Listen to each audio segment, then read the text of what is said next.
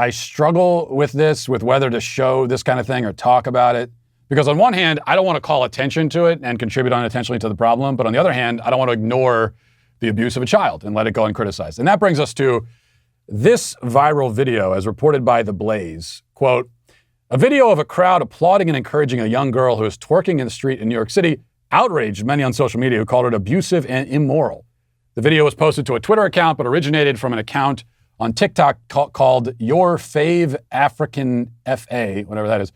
It shows a very young girl twerking while the crowd records videos, applauds, and laughs. The original video was first posted to TikTok and only garnered 207,000 views, far fewer than those on the same video posted to Twitter.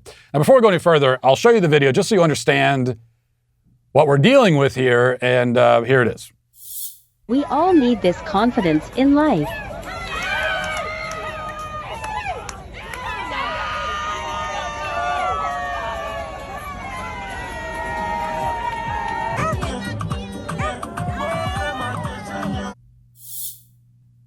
Now, as The Blaze alluded to, plenty of people were rightfully outraged by that video. The sexualization of a child by a group of cheering adults is the kind of thing that should provoke outrage in the hearts and minds of all good and decent people. We shouldn't react to the perpetual outrage culture, as some do, by deciding that apathy is the best course, as if outrage in and of itself is the problem.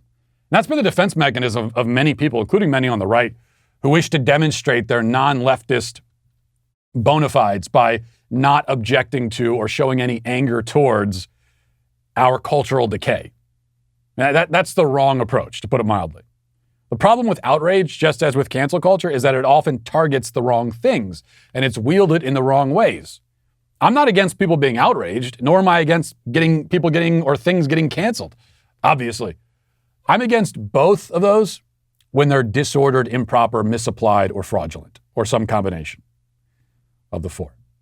But not everybody was outraged by the video. It did have its defenders, including a guy named Pete Dominic, who apparently is a comedian of some sort. And he came after me and accused me of being worse than the Taliban because I said that the adults in that video should be arrested.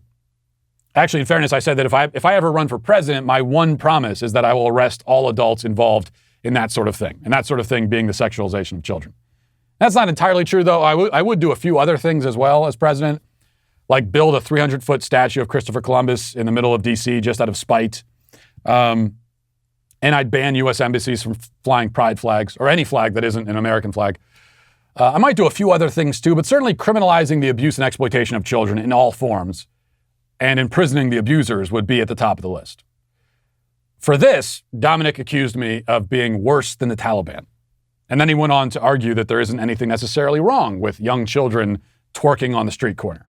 And he's not alone in that view. Obviously, he's not alone, as the young child in the video was surrounded by adults who clearly felt the same way about the situation. What we have to understand about a video like that is that it's not an aberration. It's not something that happens out of the blue in an otherwise decent and morally adjusted culture. No, this is born from primarily two factors. One, the blurring of the lines of distinction between adults and children. In our culture, kids are routinely exposed to all kinds of degeneracy that even adults in prior generations would have never seen or heard or encountered in any form. And now kids at very young ages are exposed to it. Meanwhile, kids are given power and agency that they are not equipped to handle, as discussed in the opening. They're given the power even to decide their own identity. So the idea of the innocence and naivete of children has been lost. Meanwhile, too, the role of adults, of parents, has been similarly blurred into oblivion. Many parents these days think that their job is simply to facilitate their children's choices, whatever those choices happen to be, and ensure at least a basic level of physical safety, maybe, as the kids go about living however they want to live and doing whatever they want to do.